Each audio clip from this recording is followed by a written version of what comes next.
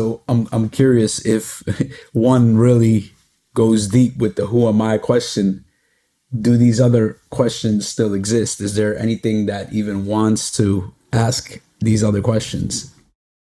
They're bluntly put, they're unnecessary. But we usually don't begin there. It's pretty rare to begin there for most of us. But yes, if you just, but why would you be asking the question, who am I? Why? Why would that be so? Something must be understood. You must understand, if I may quote Shankara, you must have at least an inkling of understanding that the world is unreal or an illusion in a certain sense. Otherwise, you're going to continue to extrovert and say, "Oh, I'm very interested in social media. I'm very interested in I'm very interested in making a name for myself. I'm very interested in being an influencer, so on and so forth. I can't seem to be unriveted from the local news or the international news. This is what Ramarshi calls extroverting. The mind keeps going to objects. So there must be some inkling in you that the world is unreal, that it is like a dream, as the teaching sometimes says.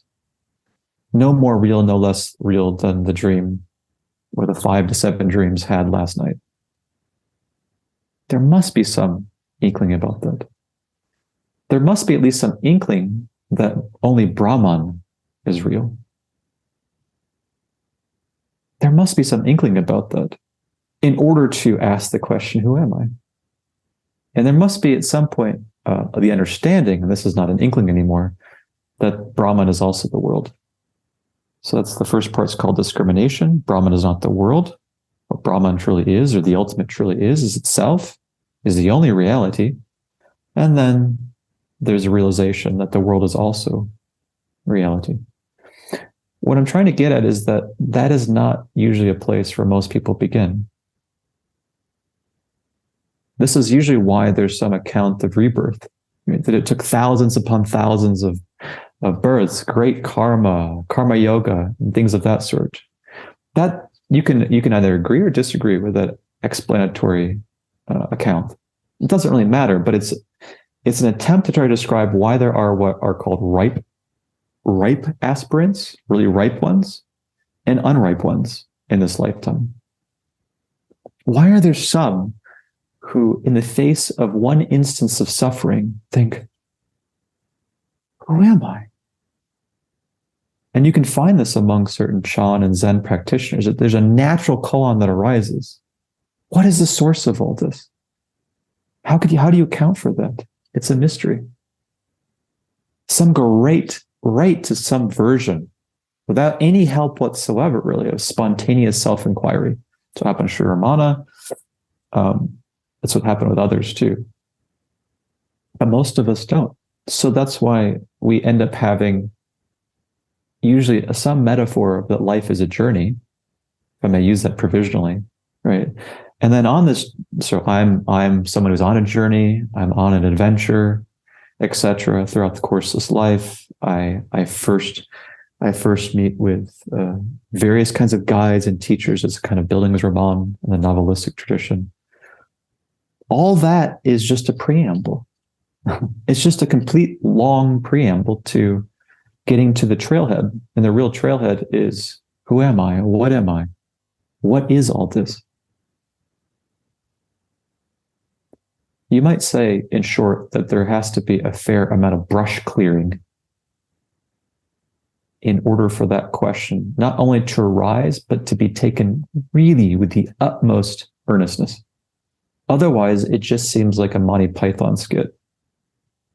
Oh, who am I? Nobody thinks it's a relevant question until you are struck by it.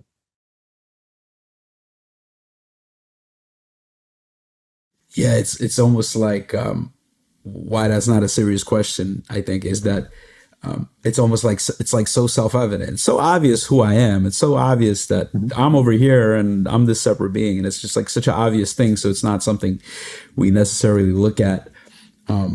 Something that you were saying too, the whole coming to this path through psychedelics. I think that a lot of people came to this path through that way, and I certainly have. And the insight that there's several insights, but I think the big insight for me through using psychedelics was reality is not what it seems. Like that's what it was. It was just like no, no, no.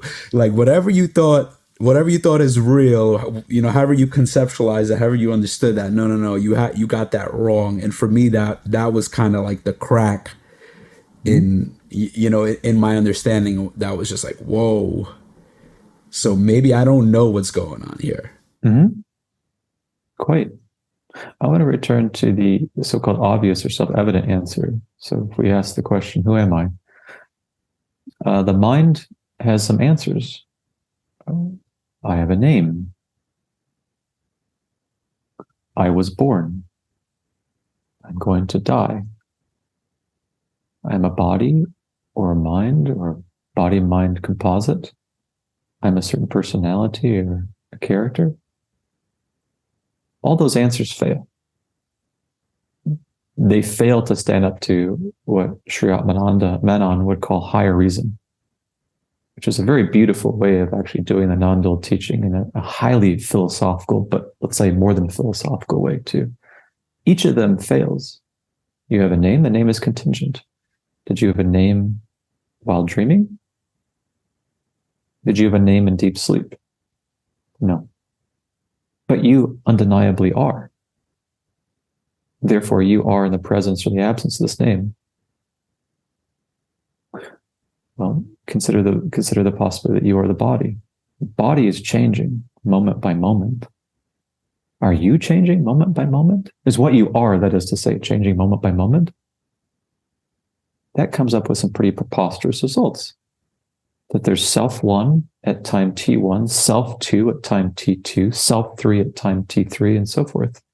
Nobody actually believes in one's bones, so to speak, that that's true. I could keep going on, but all I'm doing is casting doubts on these commonsensical answers. And so it just prepares the way for taking that question, as I said before, with the utmost seriousness. So that's a bit of a neti. Oh, I'm not this. At least intellectually, I begin to understand that I'm not the body, I'm not the mind, I'm not the senses, I'm not name or shape. Okay. If you run through those, there are various kinds of beautiful analytic arguments, analytic meditations, often enough, be it through middle way Buddhism, be it through Atmanandian direct path reasoning. The freshness, right? It's very Socratic. Again, if I may use that theme, you start to realize very fully, I know that I don't know. Then there is supreme openness to the very mystery of this most undeniably ultimate question. And so what the teachings really say at this point is abiding in that openness. It's the openness to divine grace. Nisargadatta will say, abide as I am. That's it. Abide as I am. Abide. What does that mean? It means the complete resting of the mind, the complete thought-free state. Thoughts may rise, they may not rise, but I abide as I am, wordlessly, humbly, almost hungrily, but also very patiently. I just give Nisargadatta because he has a very beautiful way of talking about this. Nisargadatta being a pretty famous 20th century teacher of Advaita Vedanta. But there are other ways of so to speak, putting one in that place, placeless place, that's right at the edge, right at the cusp, right on the borderland of realization. Or we might say right on the borderland of the full dissolution of residual ignorance. Be a bit more accurate way of putting it.